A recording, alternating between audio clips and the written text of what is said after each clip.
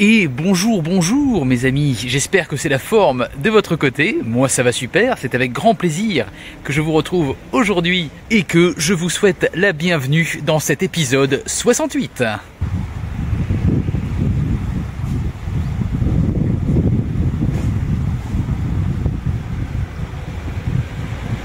Sinon vous aimez les truites? Nous voilà à présent dans le département numéro 60, dans l'Oise, à Beauvais, où, ma foi, il ne fait pas si mauvais.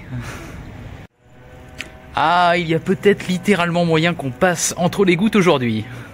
Alors, comme pour beaucoup de villes du nord de la France, Beauvais doit une fière chandelle pour son développement au commerce du textile, du drap. Et cette ville va notamment s'imposer le jour où Colbert, ministre sous Louis XIV, décidera de la création d'une manufacture royale de tapisserie. Oui, ici, à Beauvais. Bon, au jour d'aujourd'hui, République oblige, la manufacture n'est plus royale, mais nationale.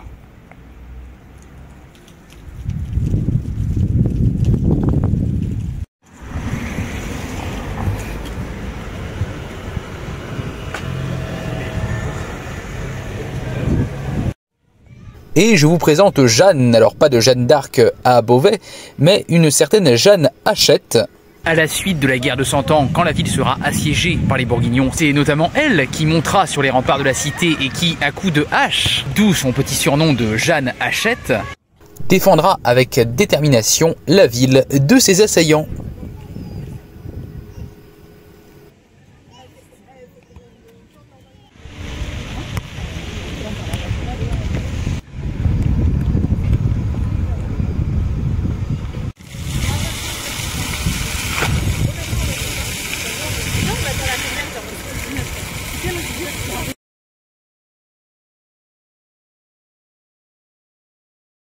Et merci beaucoup à Thibaut qui nous vient de l'Oise, qui aura eu l'honneur de prendre cette 48e photo traditionnelle.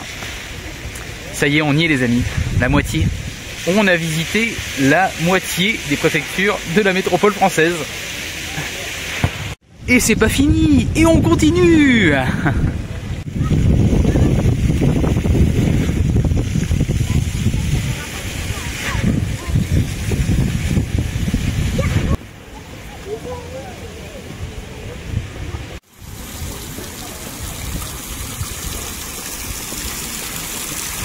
Bon, et Beauvais, niveau vieille pierre, ça donne quoi?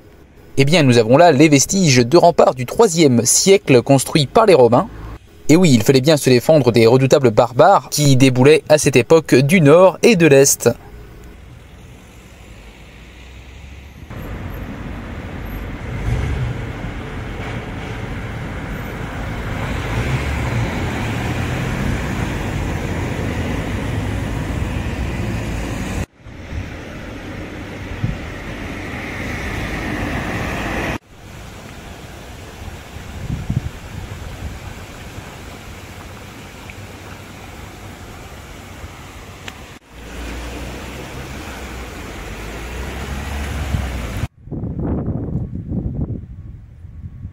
Après la colossale Notre-Dame d'Amiens, voici la cathédrale Saint-Pierre de Beauvais. Et elle aussi détient son record, et pas n'importe lequel, tenez-vous bien, celui du chœur disposant de la plus haute voûte au monde pour une cathédrale gothique. Alors oui, avec cet édifice hors norme, on cherche à montrer toute la richesse de la ville. N'oublions pas que Beauvais, à l'époque médiévale, c'est l'un des plus importants évêchés du nord de la France. Oui, et ça ne s'arrête pas là. On peut également retrouver à l'intérieur un véritable bijou, avec cette horloge astronomique de 12 mètres de haut, composée de 90 000 pièces mécaniques.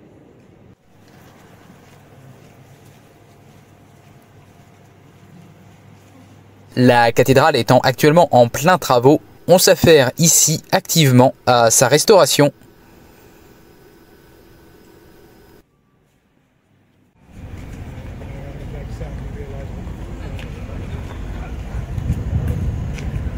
Bon les amis, nous voilà arrivés sur un nouveau site à l'architecture remarquable ici. Voici la maladrerie Saint-Lazare. Ah, vous aussi vous venez de découvrir ce mot? Oui, donc il s'agissait en fait d'un lieu d'isolement et de prise en charge des personnes atteintes de la lèpre, maladie très dévastatrice au Moyen-Âge. Et d'ailleurs, à noter la situation du site au bord d'un grand axe de circulation, ce qui permettait d'une part d'écarter les risques de contagion du centre-ville, mais également de favoriser la charité des voyageurs qui étaient de passage juste à côté.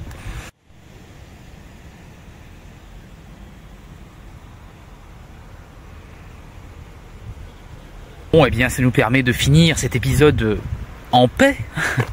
Ouais, il y a vraiment, on ressent, alors malgré la circulation juste derrière le bruit, on ressent quand même ici un calme et ça fait beaucoup de bien.